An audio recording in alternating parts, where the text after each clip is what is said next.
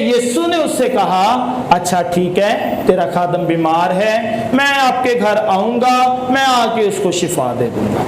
یعنی کہ ایک پروسیس کا وقت لگنا تھا، ٹائم لگنا تھا، لیکن ایمان نے اس وقت کو جو لمبا وقت لگنے والا تھا اس کو چھوٹا وقت کر دیا۔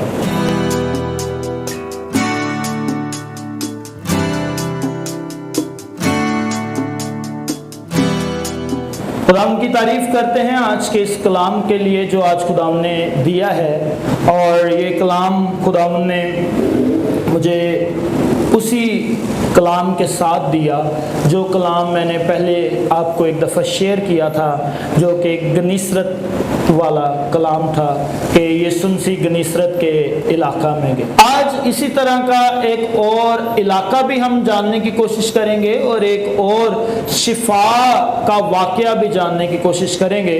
تو آئیں میرے ساتھ نکالیے گا متی رسول کی معرفت لکھی گئی انجیل، اس کا 8واں باب۔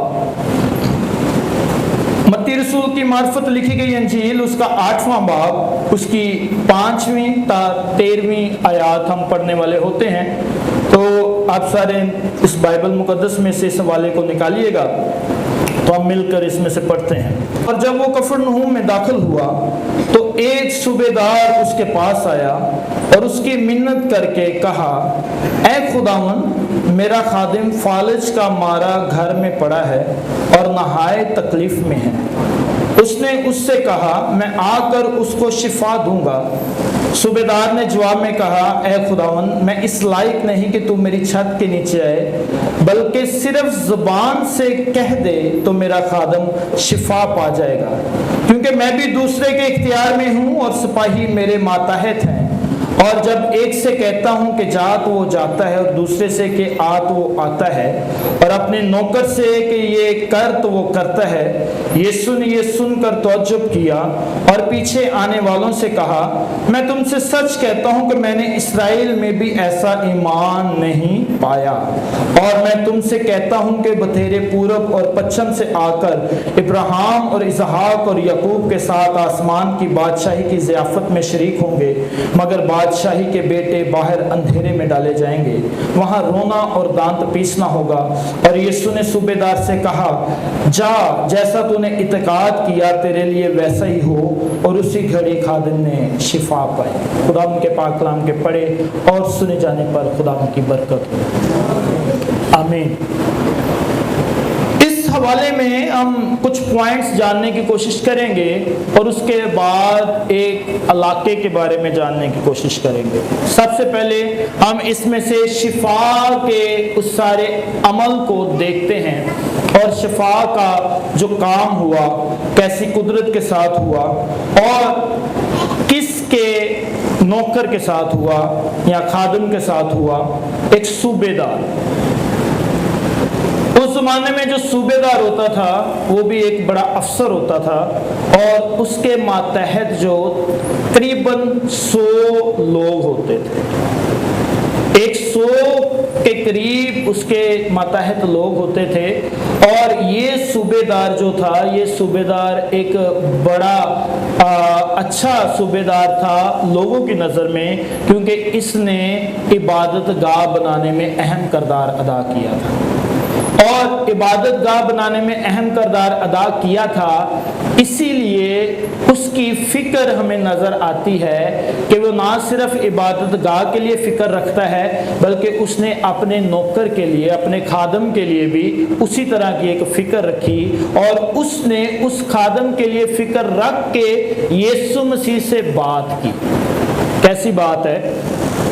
ایک باس اپنے ملازم کے لیے یسوع کے پاس آتا ہے، اور اس میں سب سے اہم بات ہمیں نظر آتی ہے، جس طرح میں نے پیچھے جو گنیسرت کے علاقے میں پیغام سنایا تھا، تو اس میں میں نے آپ کو بتایا کہ لوگ دوڑے اور چاروں طرف سے بیماروں کو اٹھا کے یسوع کے پاس لائے۔ تو میں نے یہاں وہاں ایک شفایت کا کام دکھایا کہ وہاں کیسے لوگوں نے شفایت کا کام کیا۔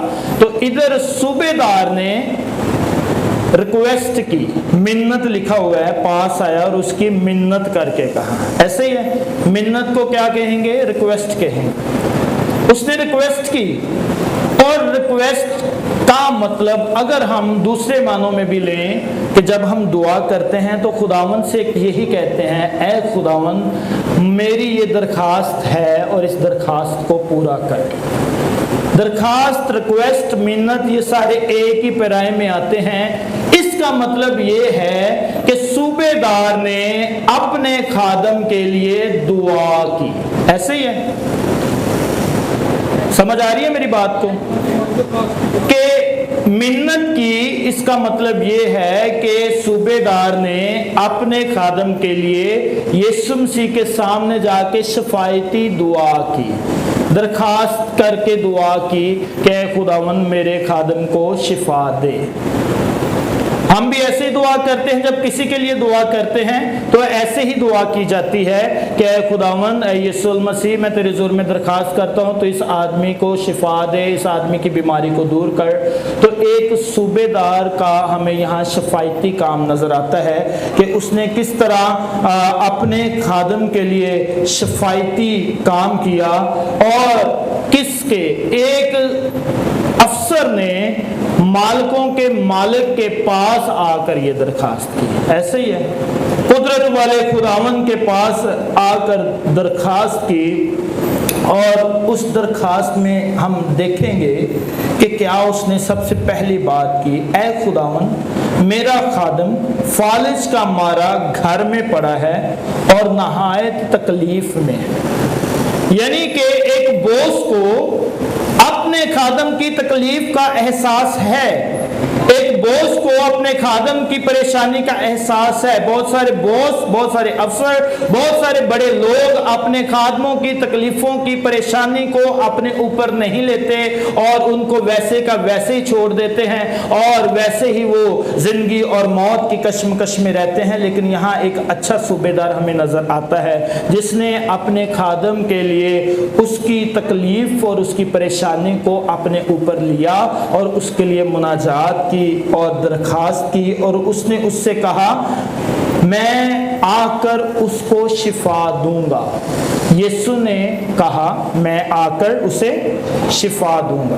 थोड़ा सा यहाँ मैं सिर्फ इस हवाले को खोल रहा हूँ, थोड़ी सी तफसीर आपके सामने पेश कर रहा हूँ, लेकिन एंड जो इसका होने वाला है वो एक बड़ा खतरनाक भी होने वाला है और आपको मैं समझाऊंगा क्या इसमें परेशानी बाद में हमें नजर आएगी। यीशु ने कहा मैं आऊंगा और इसको शिफा दूंगा। आने में वक्त लगता है, ऐसे ही है, टाइम लगना है। यीशु मसीह ने आना है और फिर यीशु मसीह ने आकर उस पर हाथ रखेंगे यीशु मसीह और शिफा का काम होगा।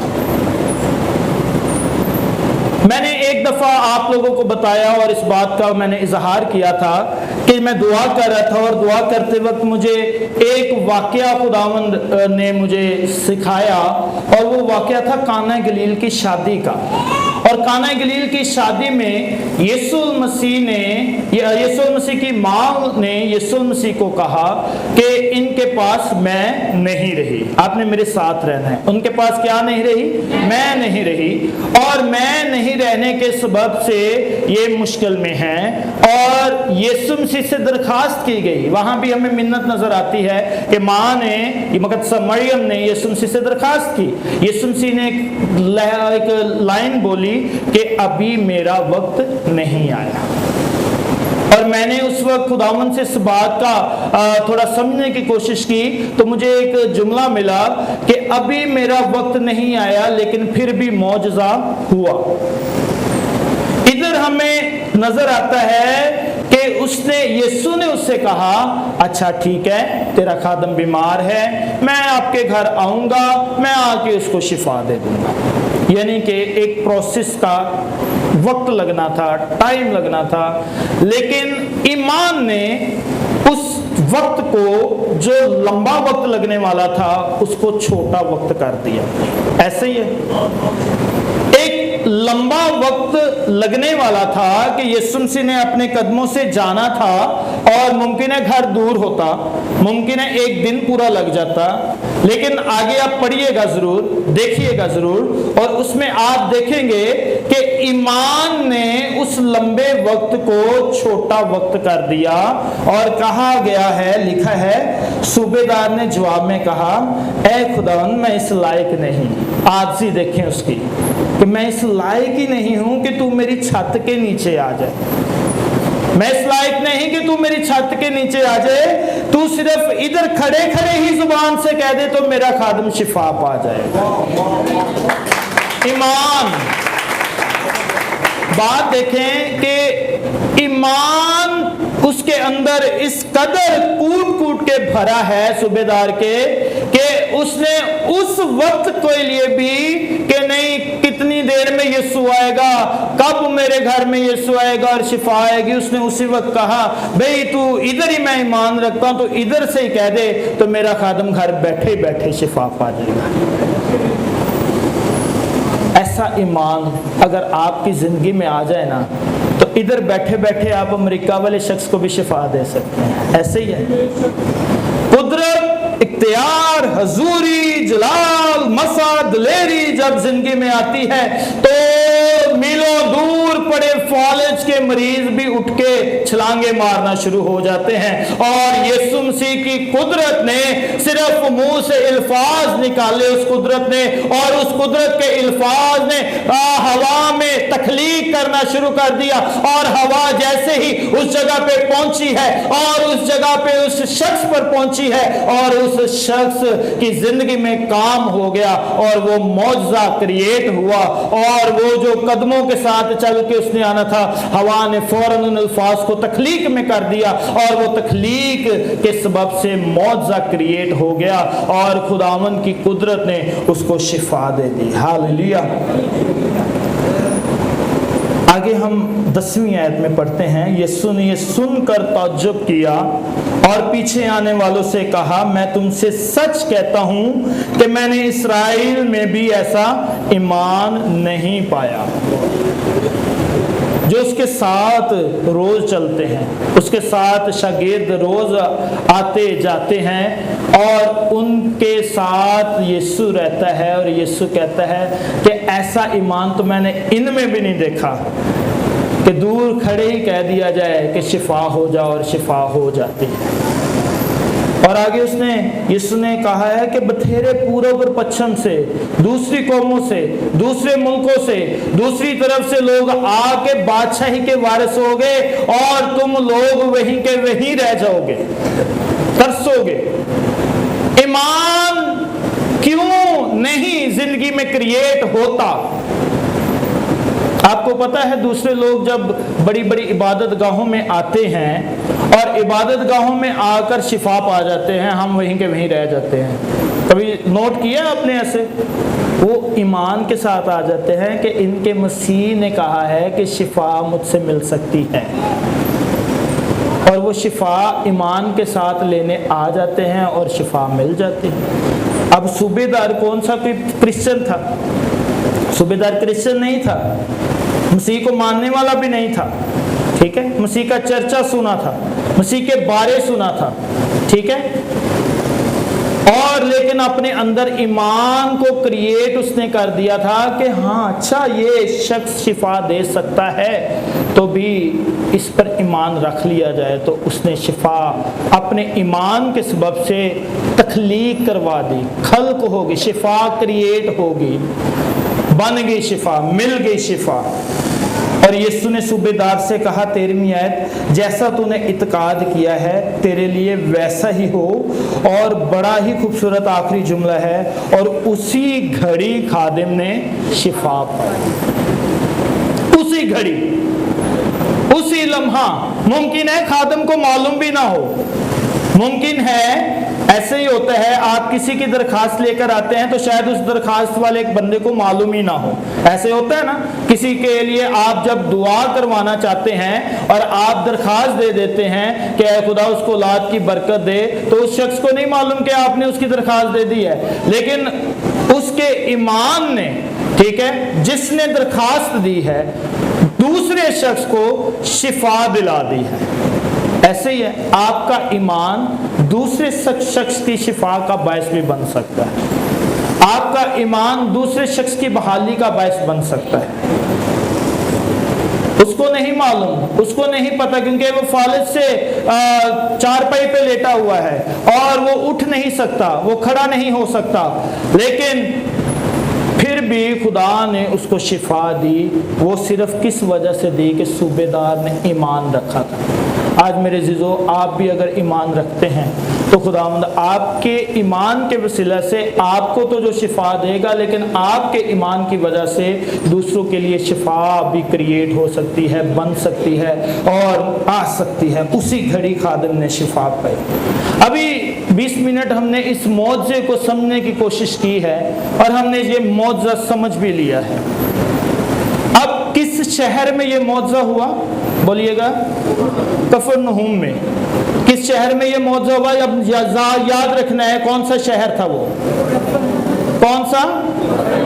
کس شہر میں آگ اور گندک آئی تھی؟ کس شہر میں آگ اور گندک آئی تھی؟ سدوم اور عمورہ. ٹھیک ہے. اس شہر کے لیے بھی اس ایک شخص نے درخواست دی تھی کہ اگر وہاں اتنے شخص مل جائیں، اتنے شخص مل جائیں تو بچ جائیں. وہ کون سا شخص تھا جس نے درخواست دی تھی اس شہر کے لیے؟ ابراہیم نے درخواست دی تھی. میں کیوں آپ کو اب اس چیز کی طرف لے کر آ رہا ہوں؟ میں ایک چیز کی طرف لے کر آ رہا ہوں جس چیز میں سے ہم نے نکلنا ہے اور پھر ایسے بڑے بڑے کام ہماری زندگی میں اور بڑے بڑے ہونا شروع ہو جائیں گے. وہ چیز یہ ہے کہ کفرنہوم جو شہر ہے وہ بڑا مشہور شہر تھا. ٹھیک ہے. ابھی ہم نے پہلے معجزے کو قدرت کے ساتھ سمجھا ہے. ابھی ذرا دھیان سے دماغ، ذہن، خیال، سوچیں کلام کی طرف کر کے آپ نے سمجھنا ہے کفرنہوم شہر میں کیا پرابلم ہوئی. کفرنہوم شہر کیوں میں بار بار بول رہا ہوں تاکہ آپ اس کو یاد کر سکیں اور پھر دعا کر سکیں. کفرنہوم شہر میں ایک اور معجزہ بھی ہوا تھا، جو معجزہ جو 4 شخص چارپائی اٹھا کر لے کر گئے تھے اور اسی شہر میں وہ معجزہ ہوا تھا. کفرنہوم شہر ایک بڑا مشہور شہر اس لیے تھا کیونکہ محصول لینے کی چوکی بھی وہیں تھی، ٹیکس وہیں جمع ہوتا تھا. جیسے یہاں تو اب ہر شہر میں ٹیکس کلیکٹ کیا جاتا ہے، وہاں صرف کچھ شہروں میں کلیکٹ کیا جاتا تھا. اور کفرنہوم شہر جو ہے ٹیکس کے لحاظ سے بھی بہت مشہور تھا اور ادھر جمع ہوتا تھا کیونکہ ادھر چوکی تھی. اور کفرنہوم شہر میں ہی متی رسول کو چنا گیا تھا کیونکہ متی رسول چوکی پر بیٹھا ٹیکس کو وصول کر رہا تھا. اور کفرنہوم شہر ہی ہے جہاں یسوع المسیح نے پیغام دیا، زندگی کی روٹی میں ہوں. اور بہت ساری تعلیمی باتیں کفرنہوم شہر میں یسوع مسیح نے دی. اور کہا جاتا ہے کہ گلیل ایک صوبہ تھا اور اس صوبہ میں ایک شہر کفرنہوم تھا. اور اس شہر جو کفرنہوم وہ شہر یسوع مسیح کی خدمت کا مرکزی شہر تھا. جیسے اس صوبے کا جو مرکز ہے وہ کون سا ہے؟ لاہور ہے. اسی طرح یسوع مسیح کی خدمت کا جو مرکز تھا گلیل میں وہ کفرنہوم شہر تھا. لیکن کفرنہوم شہر کے بارے میں ہی یسوع مسیح نے ایک بات کہی. میرے ساتھ حوالہ نکالیں متی کی انجیل اس کا 11 باب اس کی 23ویں آیت میں. اے کفرنہوم، کیا تو آسمان تک بلند کیا جائے گا؟ تو عالم ارواح میں اترے گا، کیونکہ جو معجزے تجھ میں ظاہر ہوئے اگر سدوم میں ہوتے تو آج تک قائم رہتا. مگر میں تم سے کہتا ہوں کہ عدالت کے دن سدوم کے علاقہ کا حال تیرے حال سے زیادہ برداشت کے لائق ہوگا. میں نے آپ کو پہلے سمجھانے کی کوشش کی ایک معجزے کے بارے میں، اور وہ معجزہ بڑی قدرت کے ساتھ ایماندار شخص کی وجہ سے ہوا. اور وہاں وہ چارپائی اٹھا کر 4 شخص لے کر آئے ایک شخص کو اور وہ بھی شفا پا گیا. اور وہاں متی رسول کو چنا گیا. وہاں بڑے بڑے معجزے اور بھی ہوئے اگر ہم اس کو تفصیل سے دیکھیں وہاں. اور خدا یسوع مسیح کی تعلیمی باتیں ہمیں بہت ساری نظر آتی ہیں. وہاں यहाँ हमें यीशु मसीह का मरकज नजर आता है कि खिदमत का मेन मरकज यीशु मसीह ने कफरनहूम शहर को बनाया, लेकिन कफरनहूम शहर फिर भी बेहतर ना हुआ, फिर भी तब्दील ना हुआ। और यीशु मसीह ने उस शहर के बारे में इस हवाले में कहा कि तेरा हाल जो है वो सदूम और अमूरा का हाल तेरे हाल से कहीं ज्यादा बर्दाश्त के लायक होगा, क्योंकि तुझ में तो मौजे भी हो गए, तुझ में तो कुदरत भी आ गई, तुझ में तो यीशु भी आ गया, लेकिन तूने फिर भी यीशु को कबूल ना किया। और आज कफरनहूम शहर हमें कहीं नजर नहीं आता। हालत देखिए, कहा जाता है कि एक इलाका है अरबिक कंट्री में तेलहम, और वो तेलहम जो इलाका है उसको कहा जाता है कि ये कफरनहूम शहर है, लेकिन उसकी कियास रायें हैं वो सच पर मबनी नहीं है। कुछ लोग उसको वाकई हकीकत में कहते हैं, कुछ लोग उसे कहते हैं नहीं। और आज ज़्यादातर लोग यही कहते हैं कि कफरनहूम शहर सफ़ाए हस्ती से मिट चुका है।